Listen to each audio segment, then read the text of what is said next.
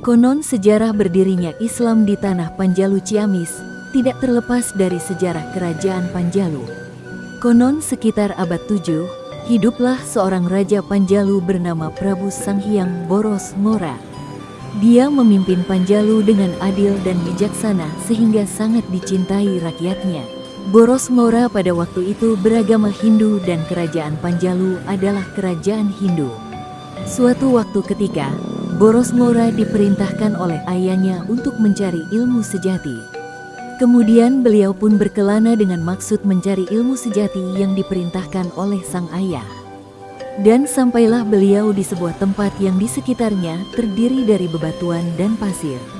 Rupanya tanah yang diinjaknya itu adalah tanah suci Mekah. Di sanalah ia berguru kepada Sayyidina Ali radhiyallahu anhu. Kemudian Prabu Sanghyang Boros Ngora belajar kepada Sayyidina Ali radhiyallahu anhu sehingga dapat menguasai ilmu sejati yakni agama Islam yang membawa pada keselamatan dunia dan akhirat.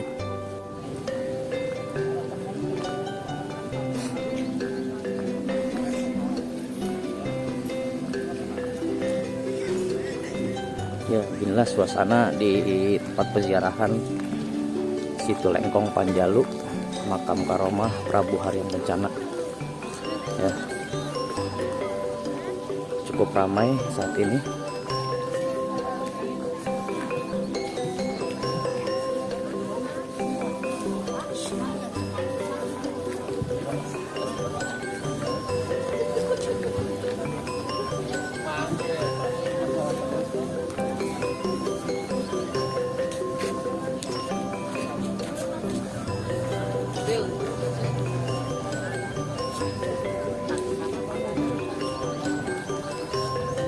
Murah meriah Jun ya? Hah? 7.000. Goceng. Tuh lengkap tuh, ngambil sendiri. Ayo makan ya. Ayo. Goceng. Banyak goceng semuanya.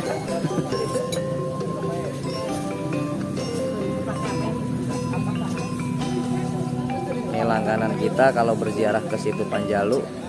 Kamu ibu ini nih, makan murah meriah nih.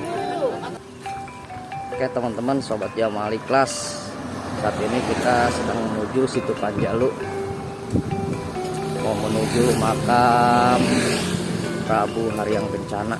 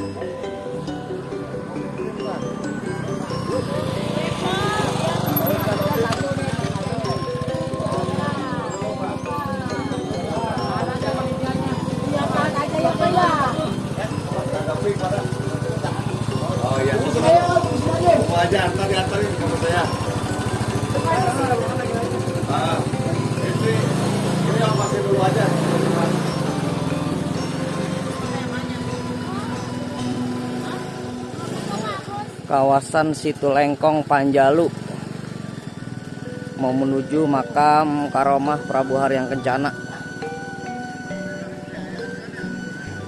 Inilah suasana teman-teman, kurang lebih saat ini pukul 8:30 pagi ya. Suasananya sejuk sekali, sejuk ya, dingin,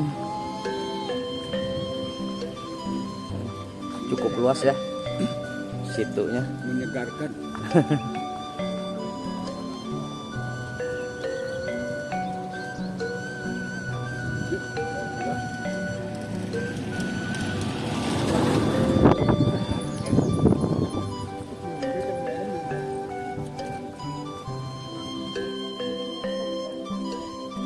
Setelah menuntut ilmu sejati kepada Sayyidina Ali radhiyallahu anhu, Sang Hyang Boros Mora pun pulang membawa oleh-oleh dari Sayyidina Ali berupa pakaian kehajian, pedang dan air zam-zam.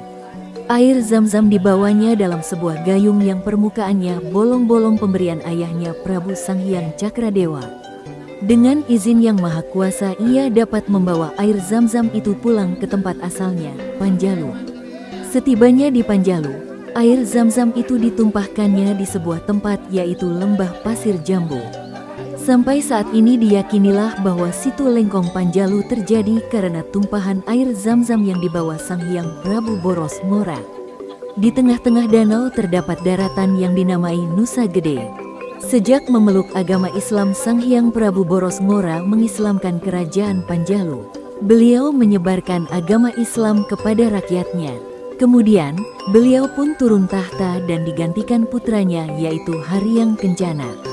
Prabu Haryang Kencana lalu meneruskan syiar Islam seperti yang dilakukan oleh ayahnya.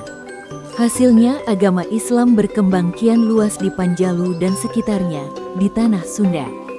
Prabu Haryang Kencana memimpin kerajaan dengan arif dan bijaksana memerintah Panjalu sampai wafat dan dimakamkan di Nusa Gede, di tengah Situ Lengkong.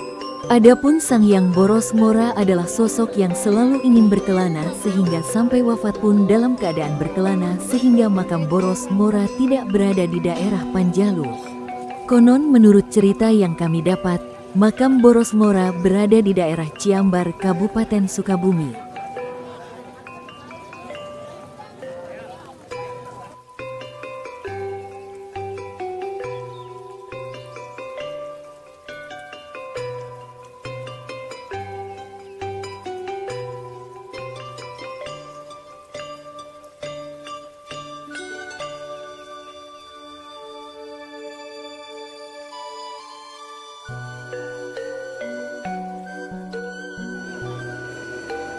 Saat ini, selain makam, peninggalan kerajaan Panjalu bisa ditemui di Bumi Alit Panjalu, yaitu sejenis museum tempat menyimpan benda bersejarah peninggalan Panjalu.